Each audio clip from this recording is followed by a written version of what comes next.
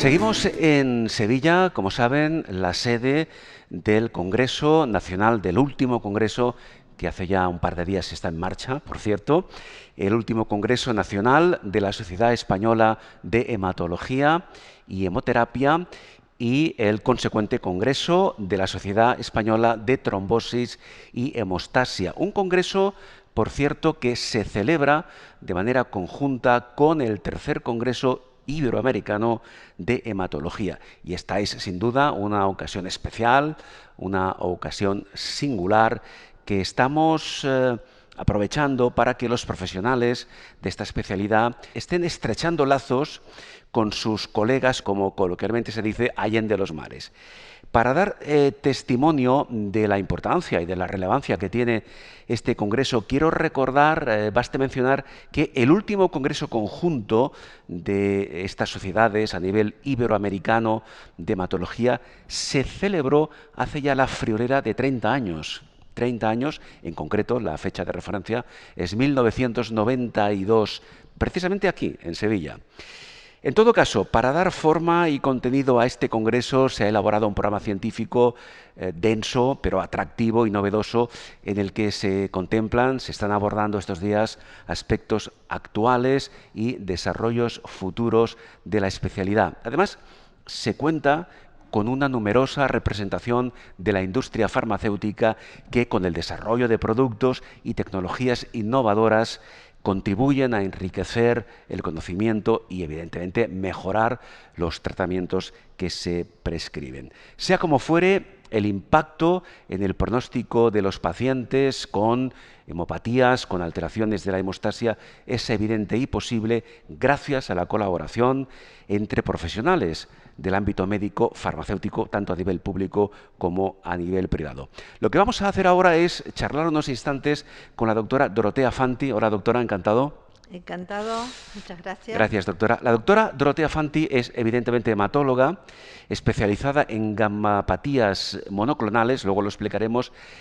También es expresidenta de la Sociedad Argentina de Hematología, además de asesora de la Fundación Argentina de Mieloma. Doctora, lleva usted ya al menos un par de días, ¿verdad? Llevo 4 días 4 días. desde que inició el Claro. Congreso, en realidad desde el día previo Desde el que día tuvimos previo. nuestra reunión. Efectivamente, porque por ahí me gustaría empezar esta charla, esta entrevista, precisamente el día anterior, digamos, a la inauguración oficial del Congreso, se llevó a efecto la segunda cumbre iberoamericana. ¿En qué ha consistido esa cumbre? ¿Qué es lo que se ha abordado? Importantísima reunión precongreso, segunda cumbre iberoamericana. Sí. Nos reunimos las sociedades de Latinoamérica, 13 sociedades estuvimos presentes, Sí. 3 nuevas porque en la primera cumbre estuvimos el resto, y entonces esto ha sido muy importante. ¿Por qué? Estrechar lazos con la sociedad española. Claro. Entonces, en esta cumbre, cada una de nuestras sociedades latinoamericanas mostró realmente qué es la sociedad, cómo trabajamos, qué hacemos y cuál es nuestro papel fundamental dentro del país donde estamos. Y esto hace que, bueno, primero estrechemos lazos latinoamericanos y luego este lazo se estreche con la sociedad española, que por suerte nos ha dado una gran, como decimos nosotros, una gran mano en poder comenzar a trabajar juntos. Nuevos proyectos, nuevas iniciativas. Claro, lo cierto es que cuando vemos esos datos referenciales en el calendario, más de 30 años a la espera de ese reencuentro, ¿verdad? Esto, ¿qué significado ha tenido para ustedes desde Iberoamérica? ¿Qué lectura hacen de esta larguísima pausa que, por suerte, ya se ha resuelto Se ha estos días? resuelto de tal manera que ya estamos pensando que la próxima cumbre es el año que viene. Cumbre Claro. iberoamericana, no congreso iberoamericano Claro. como han pasado 30 años. Así que pensamos que esta cumbre vamos a empezar a hacerla anualmente, probablemente una vez en España, Sí. una vez en Latinoamérica. Bien. Y esto estrechará Sin duda. fundamentalmente los lazos. Esto en cuanto a expectativas para la próxima cumbre. Sí. En cuanto a un futuro próximo congreso, ¿se ha hablado algo al respecto? No se ha hablado nada Mm, en cuanto al Congreso, pero bueno, nuestro punto hoy es la cumbre, hacer lo que bien, nosotros llamamos networking. exactamente. Trabajo en redes Exactamente. colaborativas. Por cierto, antes de entrar en temas más profesionales dentro del papel que está desarrollando la doctora Fanti aquí en el Congreso, aunque sea a grandes rasgos, ¿cómo definiría usted qué lectura haría en este momento de la situación de la especialidad, yendo un poco más allá, incluso a nivel de Iberoamérica y concretando en Argentina? Podemos hablar primero de Latinoamérica, que esto Sí. me parece que es un punto importante. Estamos empujando, como decimos nosotros. Ujú. Queremos llegar a mejorar el diagnóstico de las hemopatías malignas y a que todos los pacientes tengan acceso a la innovación. Es cierto que en este momento, como todos sabemos, Latinoamérica vive una situación difícil, pero los médicos es como que estamos aparte de esto, Sin duda, sí, sí. ¿no? Nosotros vivimos para nuestros Mm, pacientes, trabajamos y claro, adelantamos para los claro. Y pacientes. eso es algo que les distingue como Bueno, profesionales y a nivel humano, que es un factor importantísimo, bueno, el factor entonces, humano. exactamente. Entonces, en este punto creo que los pacientes están muy cuidados, tienen posibilidades de tener buenos diagnósticos, Ujú. buenos acompañamientos y quizás no la última generación de tratamientos, Sí, pero sí tratamientos, que esto ajá, me parece que es importante. sin duda. Por suerte, en la Argentina sí tenemos posibilidades de entrar con muy buenos diagnósticos, última generación de diagnósticos y buenos tratamientos. Nuevos tratamientos dentro de ensayos clínicos. Y esto es un punto importante que quiero recalcar. Ujú. Argentina está trabajando en ensayos clínicos y Sí. esto le da a los pacientes posibilidades de estar en contacto con nuevas drogas. Perfectamente. Doctora Fanti, centrándonos ya en el Congreso, en su participación en el Congreso, usted ha ejercido como moderadora del simposio de mieloma, que es una de las patologías en la que usted tiene una gran experiencia. Eh, para definirlo cara a las personas que verán luego la entrevista, ¿qué es el mieloma? Bueno, el mieloma es un cáncer, es una Mm, hemopatía maligna de la médula ósea que tiene algunos síntomas comunes: anemia, lesiones óseas, puede mm, tener problemas renales sí, y aumento del calcio. Digamos, son los 4 puntos fundamentales que hacen al diagnóstico del mieloma y ujú, el compromiso de la médula ósea, donde se genera el aumento de las células plasmáticas malignas. ¿Sí? Esto es el mieloma. Un punto fundamental que se habló realmente en este simposio sí, es la pregunta: ¿se puede curar el mieloma? claro.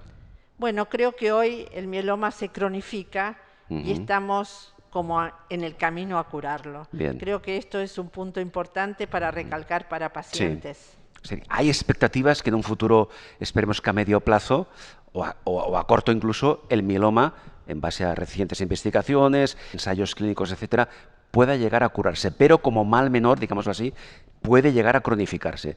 El hecho de que el mieloma pueda llegar a cronificarse, eso permite al paciente desarrollar prácticamente un estilo de vida habitual que no afecte o que no le incapacite de alguna forma. Eh, Esto es a lo que apuntamos, Claro, que la calidad de vida de los claro, pacientes sea la mejor claro. No se posible, ve afectada. que no se vea afectada. Es cierto que mientras uno hace tratamiento, a veces estas situaciones son difíciles, Ujú. pero si se cronifica y el paciente puede estar un tiempo sin tratamiento hasta que la enfermedad vuelva, Sí, la calidad de vida es buena. claro. Hay pacientes que realmente recuperan una buena calidad de vida, Ujú, se insertan nuevamente en la sociedad, trabajan y hacen una vida normal. ujú.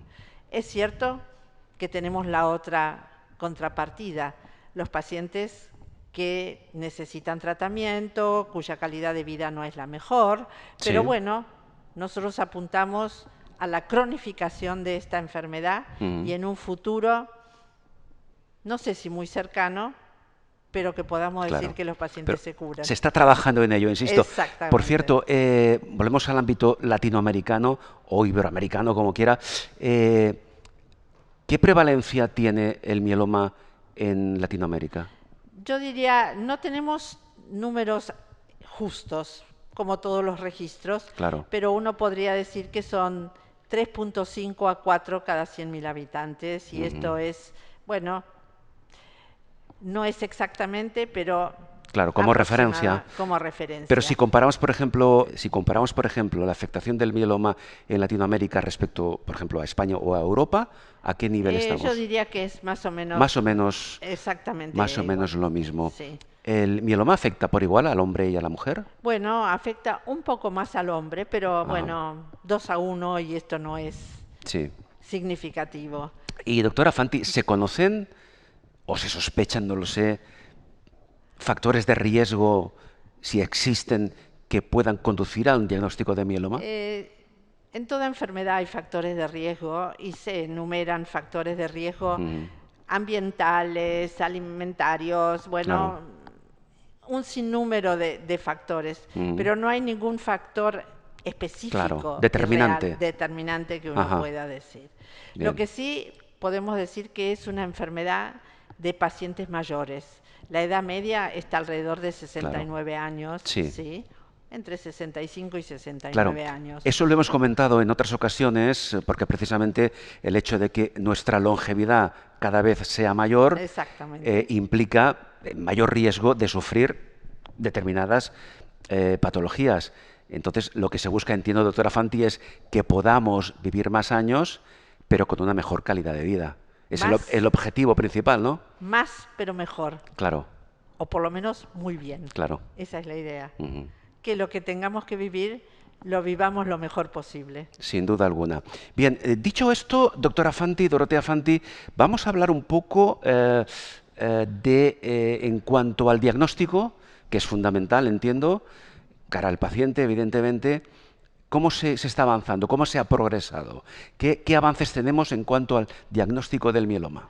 Bueno, el diagnóstico, en realidad nosotros lo hacemos con un estudio de la médula ósea. Y a partir del estudio de la médula ósea, nosotros, al tomar esa muestra, allí enviamos realmente esta muestra a hacer distintos estudios. Y dentro de los estudios citogenéticos, que hoy por hoy son fundamentales. Por supuesto, hay estudios más profundos, como estudios mutacionales, pero que no se hacen en la práctica habitual.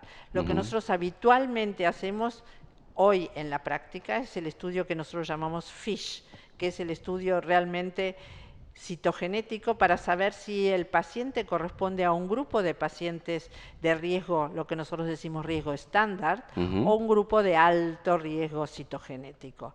Digamos, esto es lo que nosotros hacemos habitualmente.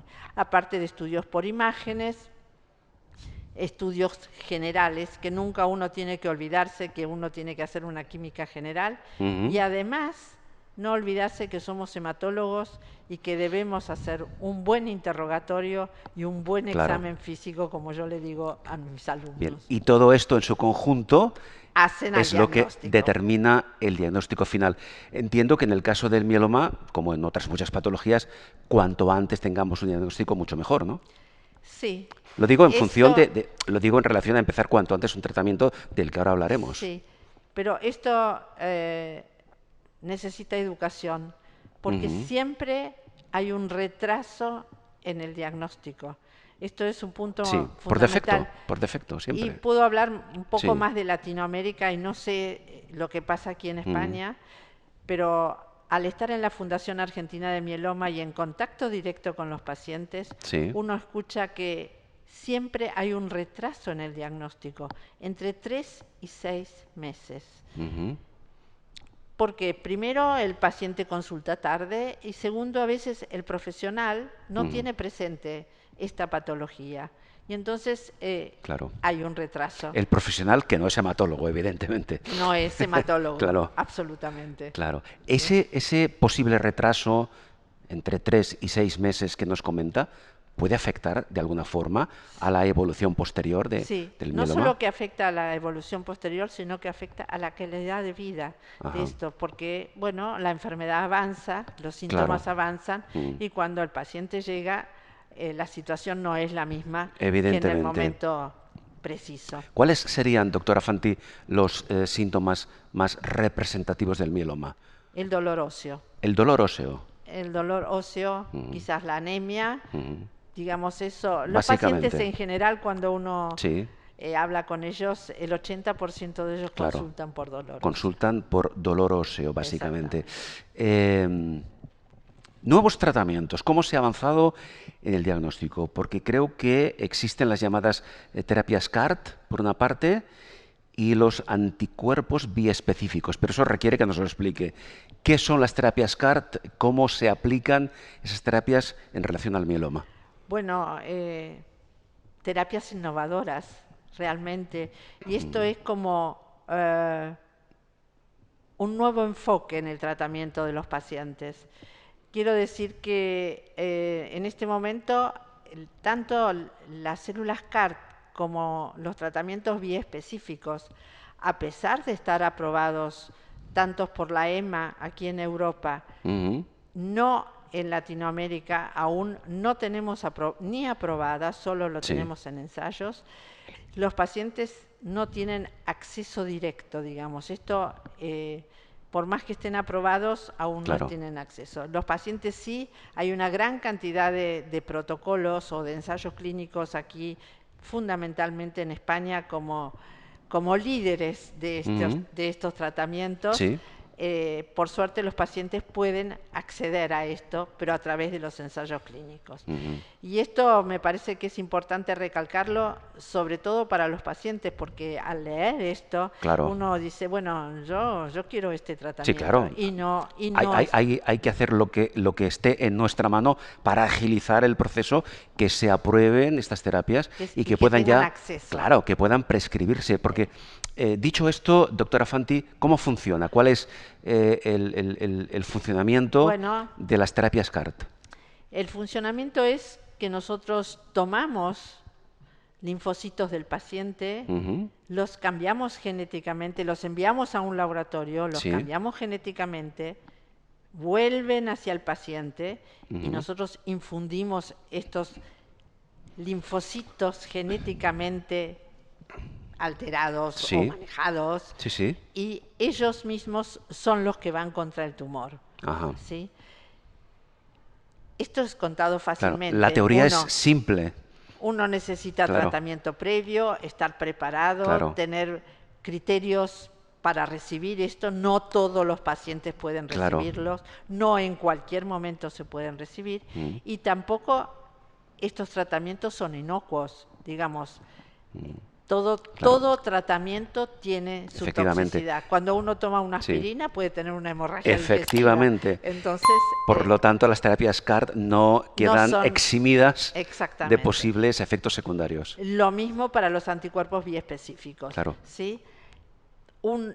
Gran diferencia entre uno y otro es que los CAR-T son un tratamiento que uno inicia y termina. Ajá. Y si las situaciones y la situación es positiva, el paciente entra en remisión completa, Sí. no necesita más tratamiento. Bien. En cambio, los tratamientos biespecíficos Sí. hoy aún son Bien. tratamientos prolongados, Claro. son tratamientos continuos Ujú. y esto también hace a la calidad de vida, porque no es lo mismo empezar un tratamiento y terminarlo y no tener más Sin tratamiento duda, claro. que tener un tratamiento prolongado. Sí, en cuanto a los tratamientos con anticuerpos biespecíficos, ¿en qué consisten? Bueno, seguramente que la mayoría conoce ya los anticuerpos porque nosotros ya tuvimos, Claro. estos pacientes tienen Sí. anticuerpos Sí, sí. No, previos. no, no, es un concepto más conocido. Claro. Lo de biespecíficos ya no tanto. Bueno, porque en realidad es como que utilizan por un lado los linfocitos también y por el otro lado van a la célula tumoral. Ajá. Digamos, entonces son anticuerpos B2, que son por dos específicos. Entonces, Sí. por eso es que, y ahí, bueno, esto se está trabajando mucho y hay muchos avances ahora en estos tratamientos con estos anticuerpos. Sí, en el caso de los anticuerpos biespecíficos, también, pregunto, doctora Fanti, ¿hay que buscar el perfil de paciente adecuado para el tratamiento? Absolutamente de acuerdo. Sí. Aquí en la EMA hay 2 anticuerpos biespecíficos ya aprobados, que son el teclistamab y el ranatamab. Están ambos aprobados y también están aprobados por la FDA. La verdad es que ahora no estoy segura si están aprobados por la EMA, pero me parece que sí por la FDA. Y esto, bueno, es un avance realmente para aumentar el acceso. Sin duda. Va a ser, o de hecho es el futuro inmediato para el tratamiento de los mielomas, tanto las terapias CAR-T como esos anticuerpos biespecíficos. Por último, doctora Fanti, hay otro aspecto que en este caso tampoco la hematología, entre comillas, se libra de él. Me refiero a la inteligencia artificial, que es una herramienta, cada vez lo es más, y creo que en un futuro va a ser impensable que la medicina en general no trabaje a diferentes niveles con inteligencia artificial, pero en cuanto a la hematología y en cuanto a los mielomas, ¿qué expectativas genera la inteligencia artificial? Bueno, creo que la inteligencia artificial llegó para quedarse.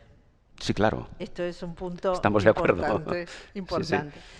Nosotros, como médicos que somos, debemos aprender de esto. Yo misma acabo de escuchar realmente una sesión dentro del Congreso excelente, donde en realidad se nos explicó un poco qué papel y qué rol cumple la inteligencia Sí. artificial, cómo manejamos esto dentro del diagnóstico, cómo se protegen los datos de los Claro, pacientes, es básico. pero y cómo los comités de ética intervienen realmente en la protección de los datos.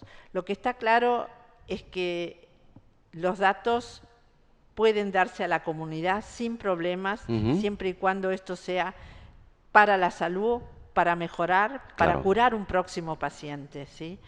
Creo que todos debemos aprender de la inteligencia artificial, Sí, es un sin duda. punto Sobre todo, probablemente para claro. los más jóvenes. No, iba a decir, doctora Fanti, sobre todo porque estamos en una fase inicial. Es decir, Exactamente, lo que ahora se está trabajando con inteligencia artificial, quizá dentro de 3 meses o 6 meses o el próximo tal año, cual, cuando volvamos a vernos, la evolución habrá sido más que espectacular, seguramente. seguramente. Lo que no hay que olvidarse es que la relación médico-paciente tiene que seguir. Efectivamente. Por un lado, inteligencia Mm, artificial, de la mano y con mayúscula, mm. relación médico-paciente Bien. presente. Y esta efectivamente era, por hoy al menos, la última pregunta. Desde el punto de vista del hematólogo, y centrándonos ahora en el tema del mieloma, ¿qué papel juega o debería jugar o está jugando el paciente y yendo un poco más allá, las asociaciones de pacientes? Bueno, creo que esto es una pregunta relevante. Creo que los pacientes primero tienen que estar unidos, empoderarse, Ujú. ayudar a que la salud realmente para ellos Sí. tenga acceso. Y creo que, bueno, en esto estamos todos trabajando. En España hay una comunidad de pacientes muy, muy importante, liderada por Teresa Regueiro. Nosotros tenemos una Fundación Argentina de Mieloma también muy fuerte, Sí. por suerte, De la cual usted es asesora, de la cual yo soy recordémoslo. asesora, Claro. y tenemos la vicepresidenta que es Mariana Aguad, que es, bueno, empuja y eso es lo que necesitamos. Ujú. No olvidarse que debe trabajar junto médicos, pacientes, industria farmacéutica. Evidentemente. Doctora Fanti, vamos a dejarlo aquí, pero antes permítame, usted vuelve en pocas horas a Argentina. ¿Qué se va a llevar a Argentina de este congreso? Bueno, ha sido un congreso, yo diría, múltiple.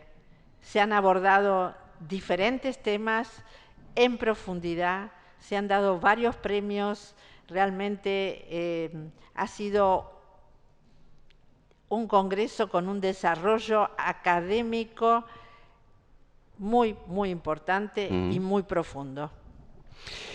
Doctora Fanti, ha sido un placer charlar con usted. Muchísimas gracias y espero vernos en el próximo congreso y comentar los cambios y la evolución que se ha producido en la hematología en general y en concreto en el tratamiento diagnóstico del mieloma. Muchísimas gracias. Muchísimas gracias. La doctora Dorotea Fanti, hematóloga especializada en gamopatías monoclonales, expresidenta de la Sociedad Argentina de Hematología y, como hemos comentado hace un momento, asesora de la Fundación Argentina de Mieloma.